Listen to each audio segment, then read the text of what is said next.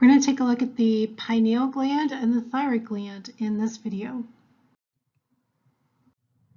The pineal gland is located in the brain and it secretes the hormone melatonin, which is an amine hormone. So it's hydrophilic. Melatonin is involved in circadian rhythms and it also inhibits reproductive function. So melatonin is high as a child, but around the time of puberty, the melatonin levels drop. So we think it's involved in triggering the onset of puberty.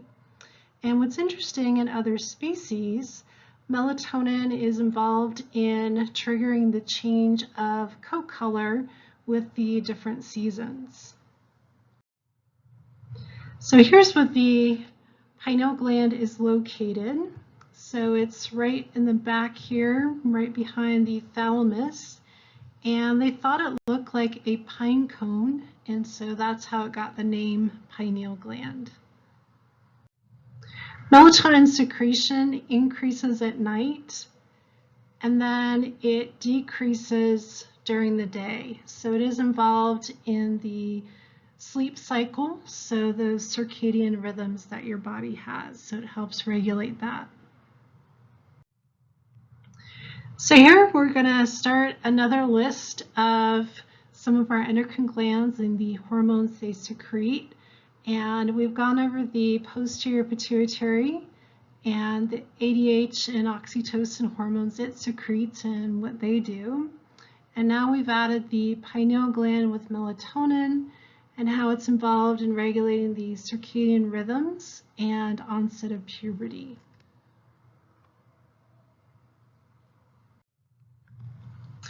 Now we're going to move on to the thyroid glands, and we'll get to the parathyroid glands in the next video. So the thyroid gland is wrapped around your trachea in your neck. It's a butterfly shaped, so it's right on the front there. And then on the back side of the thyroid gland, embedded underneath there are 4 parathyroid glands. So they're just real small. And why they call them parathyroid glands is because para means next to, just saying that they're right next to the thyroid gland. So the thyroid gland secretes 3 hormones. 2 of them are thyroid hormones. We have T3 and T4. The reason they're called that is because of the number of iodines that they have attached to them. So T4 has 4 iodines and T3 has 3 iodines attached. So the full name of T4 is tetraiodothyronine, also called thyroxine, and T3 is called triiodothyronine. But in medicine, it's just easier. We call them T3 and T4. So the thyroid gland secretes mostly T4. And then when T4 gets into its target cells, the target cells will convert the T4 into T3. And what the T3 and T4 do is they're going to increase your metabolic rate, and they're also needed for growth hormone to work. So we'll see an example when T3 and T4 are not around, how that will actually stunt your growth. T3 and T4 are both amine hormones, but they're unusual because they're hydrophobic. So I would remember that T3 and T4 are actually hydrophobic. So remember, all the other amines are hydrophilic, but T3 and T4 are actually hydrophobic. The third hormone that the thyroid gland produces is called calcitonin. And with the name, you can see that it has to do with calcium. The way that I remember calcitonin is that it tones down calcium. So it's going to decrease the calcium levels in the blood. So it will tell the bone to take the calcium from the blood and store it, and then it tells the intestines, hey, don't absorb any calcium from the diet. It tells the kidneys that are filtering the blood, hey, don't reabsorb any of the calcium you might have filtered out from the blood and the urine. Just pee that calcium out. because we need to decrease the calcium levels in the blood. Looking inside the thyroid gland, we have these follicular cells, and they make what look like little swimming pools. So the T3 and T4 will be made by the follicular cells, and then they're going to be stored inside this swimming pool, this colloid. And the colloid is just kind of a gel-like material. And then in between the follicular cells, we've got these C cells, and those are the cells that make the calcitonin. And the calcitonin hormone, that's actually a protein hormone, so it's going to be hydrophilic, whereas the T3 and T4 are amines, but they're unusual in that they're hydrophobic. So looking at one of these thyroid follicles, we've got our follicular cells out here on the outside, and we've got some iodine, which we're going to get from our diet. So that's one of the reasons we have things like iodized salt, so we can make sure that we're able to make our thyroid hormones. And we're going to be taking the iodine and we're going to be attaching it to a protein called thyroglobulin. So I do want you to know this protein, thyroglobulin. And what happens with the thyroglobulin is the T3 and T4 will actually be bound to this thyroglobulin protein. Okay, because T3 and T4 are actually hydrophobic, but they actually can be stored in the colloid in the thyroid gland. So that doesn't make sense though, because it should just diffuse right out and just be released as soon as it's made. But because the T3 and T4 are bound and attached to that thyroglobulin protein, it's like an anchor. And the thyroglobulin protein is hydrophilic, so it can't diffuse through the follicular cells. So that is what keeps the T3 and T4 from diffusing out of the thyroid follicle. And that's what allows you to store the T3 and T4 hormones inside your thyroid gland. Okay, so let's take a look at how we secrete the thyroid hormones.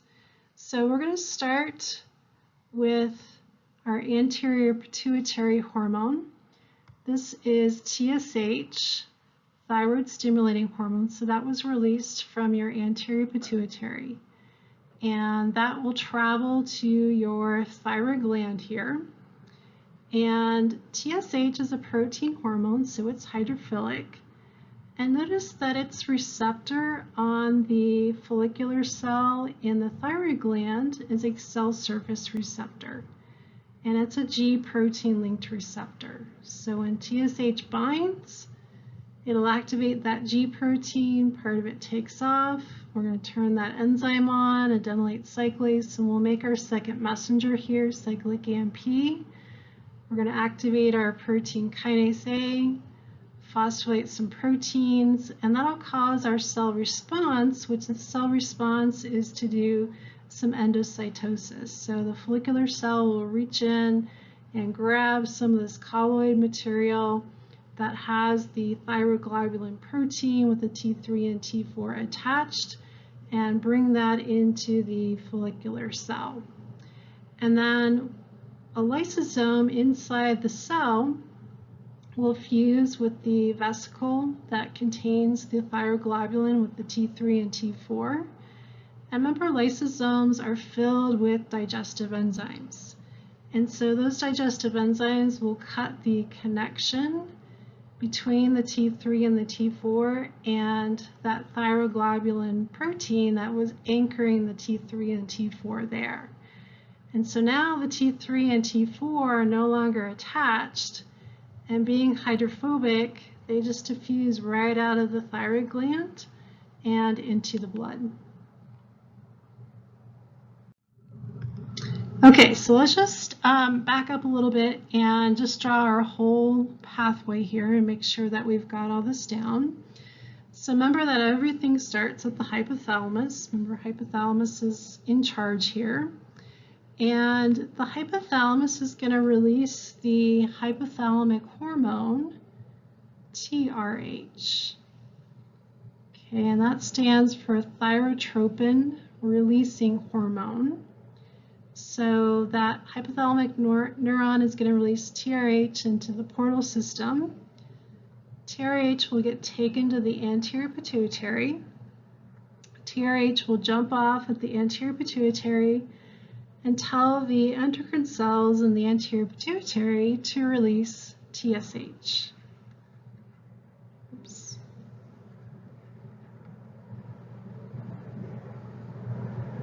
And TSH stands for thyroid stimulating hormone. And thyroid stimulating hormone will go into the blood and get taken to the thyroid gland. And then it will bind to its receptor on the thyroid gland and tell the thyroid gland to release the thyroid hormones T3 and T4 into the blood. And then the T3 and T4 will then travel throughout the body to the target cells throughout the body. Okay, and all of this is going to be under negative feedback to make sure that we don't get too many thyroid hormones running around. So the T3 and T4 can feed back onto the hypothalamus and have a negative feedback effect there and say, hey, we're getting too much T3 and T4, don't release as much TRH. And then T3 and T4 can also feed back onto the anterior pituitary and have a negative feedback effect there and say, hey, we have too much T3 and T4, don't release as much TSH. Okay, so we have negative feedback from T3 and T4 on both the hypothalamus and the anterior pituitary. And that'll just help keep the T3 and T4 in homeostasis and keep that in the normal range.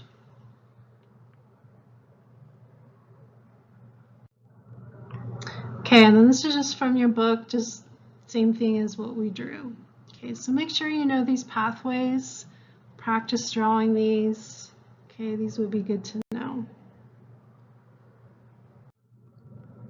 Okay, so once the T3 and T4 are in the blood, because they're hydrophobic, they don't mix well with all that water that's in the blood. So they're going to bind to a carrier protein in the blood, and that's how they're going to travel in the blood. So when they bind to the carrier protein, they can't get to their target cell, but they bind reversibly to this carrier protein. So they bind, fall off, rebind, but when they fall off, they can diffuse out of the blood and diffuse into their target cell. And because they're hydrophobic, their receptors are going to be inside the target cell. Okay, and then also before the T4 binds to its receptor, it actually gets converted into T3, okay, which is the more active form. Okay, and then the T3 will bind to this intracellular receptor, happens to be in the cytoplasm, and then that receptor moves into the nucleus. And remember that the intracellular receptors, remember that they bind to the DNA, and they're going to turn genes on and off. And in this case, we're going to turn some genes on. And so we'll transcribe the gene, make our messenger RNA, and the messenger RNA goes out into the cytoplasm, ribosomes hop on, and then they translate the messenger RNA and make the proteins. And then that will actually alter the metabolism of the cell. Maybe we end up making enzymes or other things, and that'll affect the metabolism of the cell, and that'll cause the cell response. Let's take a look at problems with thyroid hormone secretion. We'll look at hyperthyroidism first. So this is pretty common. Hyper meaning excessive. We've got too much thyroid hormone being secreted. The most common cause of this is an autoimmune disease called Graves' disease. And you end up producing an antibody that looks like thyroid stimulating hormone. And those antibodies will bind to the TSH receptors on the thyroid gland and stimulate it to produce and release way too much T3 and T4. So what's going to happen to your metabolic rate if you've got way too much T3 and T4? So hopefully you've said that your metabolic rate is going to increase. So you're going to be losing weight, and I have on here a picture of a skinny cat because I couldn't find a picture of a skinny person with hyperthyroidism, and old cats get hyperthyroidism. And so you'll lose weight because you're going to be mobilizing your energy stores because your metabolic rate is so high and just burning through those. And then as you're burning through your energy stores, you're going to be generating a lot of body heat. So you're going to get hot pretty easily. And your heart rate is going to be elevated because you're going to have to pump the blood around faster to get more blood and oxygen and nutrients to your cells because they're a lot busier with the increase in metabolic rate. Your GI tract motility will increase, so the person might have diarrhea problems. The patients also report feeling kind of nervous, anxious. They don't sleep well. They might have a tremor in their hands. They just kind of feel amped up. And then another problem that we can see in some people with hyperthyroidism is that the antibodies that they produce can bind to the extraocular muscles behind the eyes and cause some inflammation and swelling and cause the eyes to bug out. So we do see that in some patients with that. So that's called X-ophthalmos. X is just meaning out, so just describing how the eyes are bugging out. And as far as treating hyperthyroidism, we can give radioactive iodine because the only place in the body that iodine is used is in the thyroid gland. And the radioactivity of the iodine will destroy part of the thyroid gland, and then it can't produce as much of the thyroid hormone anymore. And then the other option is there's some medication that can be given to prevent the production of the thyroid hormone. And then looking at a patient that comes in to diagnose hyperthyroidism, I do want you to understand this as well. So I've drawn up here, kind of small, just the pathway for controlling T3, T4 release. So remember, it starts at the hypothalamus with TRH, and then that goes to the anterior pituitary, tells it to release TSH, which goes to the thyroid gland and tells it to release T3 and T4. And remember, there's the negative feedback effect. So T3 and T4 will feed back on the hypothalamus and also on the anterior pituitary and tell them not to release TRH and TSH if there's too much T3 and T4. So what you'll see on a patient who has hyperthyroidism on their blood work is that their T3 and T4 levels will be high. And then if you look at their TRH and TSH levels, both of those will be low. And that's because of the negative feedback effect from the high levels of T3 and T4, because they're telling the hypothalamus and the anterior pituitary that, hey, we've got way too much T3 and T4.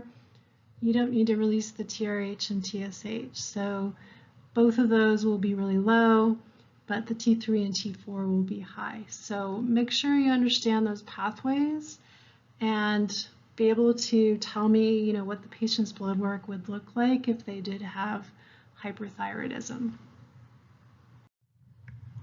Okay, and then the opposite problem will be hypothyroidism. hypothyroidism, so hypo meaning too little. So this is also a lot of times an autoimmune disease. So the immune system decides that it no longer likes your thyroid gland and attacks it and starts to destroy your thyroid gland. So what's going to happen to your metabolic rate if you're not secreting enough thyroid hormones? So hopefully you said it would decrease. So as far as symptoms that we're going to see, the person's going to gain weight, they're going to feel cold, they're going to be tired, not a lot of energy. GI motility will slow down, they could have some constipation problems, and heart rate will be slow. And they also get thinning of their hair, and their skin gets dry and just not very nice looking either. And if you have a patient who has hypothyroidism, remembering our pathway here, what we're going to see, because we do have that negative feedback effect from T3 and T4 onto the hypothalamus and the anterior pituitary, is if you have a patient with hypothyroidism, their T3 and T4 levels will be low. They're not able to produce enough. But because the T3 and T4 levels are low, they don't have the negative feedback effect. So the TRH and TSH levels will be high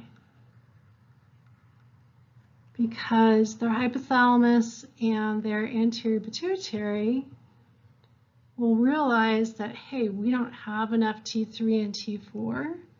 So they're going to be screaming at that thyroid gland saying, hey, you need to be producing more T3 and T4. And the poor thyroid gland says, I'm trying, but part of me just is destroyed. So can't really do it too well. Okay, but that's what we would see on a patient's blood work if they had hypothyroidism. So this autoimmune form of hypothyroidism is called Hashimoto's disease. So you might have heard of that before, and that's pretty common as well. If we have hypothyroidism in infants, that's called cretinism. And a lot of times that's caused by not enough iodine in the diet in the mom, or it could be caused by maybe the baby wasn't born with a thyroid gland. Okay, that could be another cause. And cretinism is something we want to catch very early because we can actually treat it with a thyroid supplement. So you can just give them a pill, and it's the same way we treat hypothyroidism in adults as well.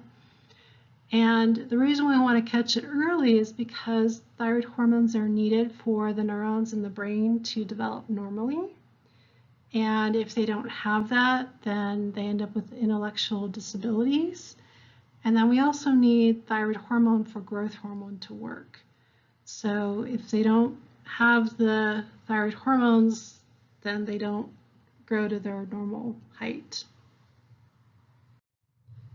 So here's some pictures of this man over here on the right before hypothyroidism. And here he is with hypothyroidism. So you can see that he's really gained a lot of weight.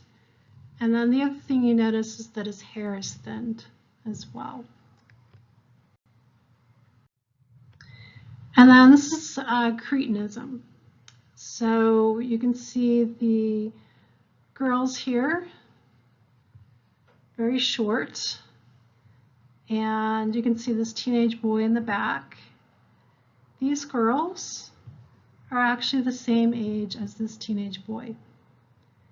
So they never grew because they did not have enough thyroid hormone for growth hormone to work. And they also have intellectual disabilities because they didn't have the thyroid hormone.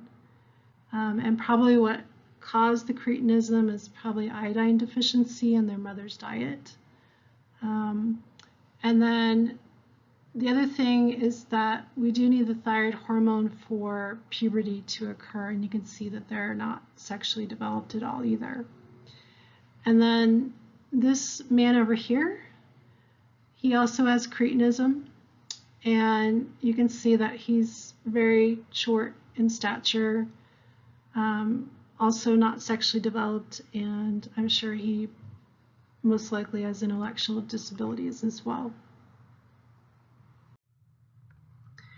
Okay, and another problem that we see with the thyroid gland is goiter, and these are extreme examples of a goiter. So a goiter is just an enlarged thyroid gland. Okay, and we can see goiter with either hypo or hyperthyroidism. And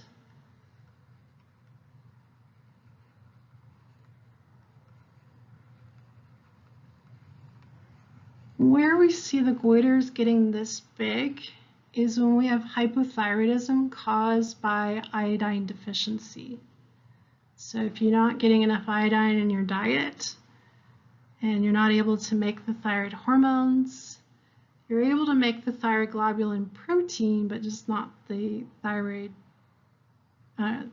hormones. So you end up with these humongous thyroid glands, these goiters. And that can be very uncomfortable and make it difficult to swallow too. Okay, and then just filling out more of our chart here. So we're going to start up here at the top with our hypothalamus. It's going to release the hypothalamic hormone TRH, which goes to the anterior pituitary, tells it to release TSH.